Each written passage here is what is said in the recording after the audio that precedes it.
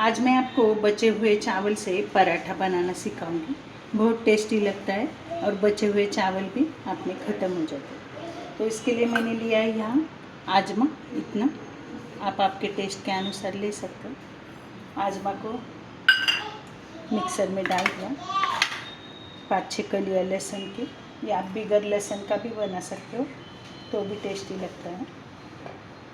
तो अगर आप बगैर लहसुन वाला बनाने रहे तो 2 चम्मच दही के डाल दो, तो थोड़ा सा खट्टा टेस्ट आएगा।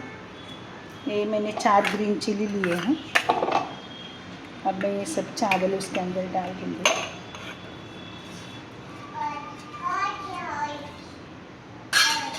और इसको थोड़ा सा ग्रैन्युअली पीस के ले लूँगी। इस तरह मैंने इसको पिसवा के ले लिया है। चावल, आजमा, लहसुन और ग्रीन चिली, और मैंने लिया है 1 चम्मच गेहूं का आटा, जो 8-10 पराठे के लिए काफ़ी है, और थोड़ा सा बेसन का आटा। इसमें अब मैं ये राइस सब मिला लूँगी। पानी की ज़रूरत कम ही लगती है क्योंकि राइस गीला रहता है। हींग डाल दूँगी। इसमें डालूँगी 2 चम्मच, 2.5 चम्मच हल्दी, थोड़ा सा धनिया पाउडर,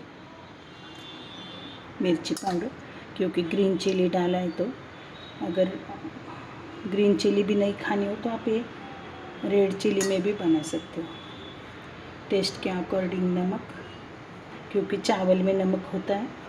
तो ये आटे को मैं गूंद दूँगी। ये मेरा आटा गूंद के रेडी है। बिल्कुल रोटी जैसा डो बनाना है। बहुत पतला भी नहीं, बहुत ये भी नहीं, बट सके आराम से ऐसे।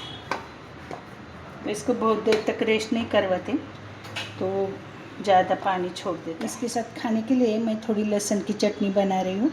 इसमें लहसुन के 8-10 कलियाँ ली, मिर्ची ली है, धनिया के पाउडर और सॉल्ट। इसको मैं पिसवाऊँगी और थोड़ा सा पानी डालूँगी, तो मेरी इंस्टेंट लहसुन की चटनी रेडी है। थोड़ा पानी डाल के और एक बार मिक्सर, लहसुन की चटनी उसके साथ खाने को रेडी है। उसके साथ आप दही भी ले सकते हो, चाय के साथ भी खा सकते हो। सवेरे नाश्ते में भी बहुत अच्छा लगता है, या फिर आपके बचे हुए चावल से आप शाम को भी बना सकते हो। तो इस तरह मैंने रोटी जितना पेड़ा ले लिया है। अब मैं इसको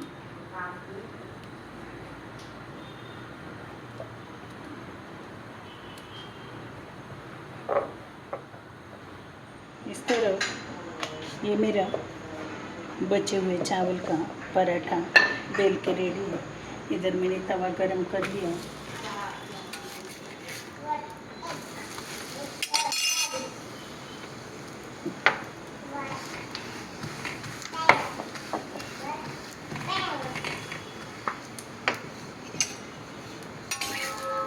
गर्मा गर्म पराठा।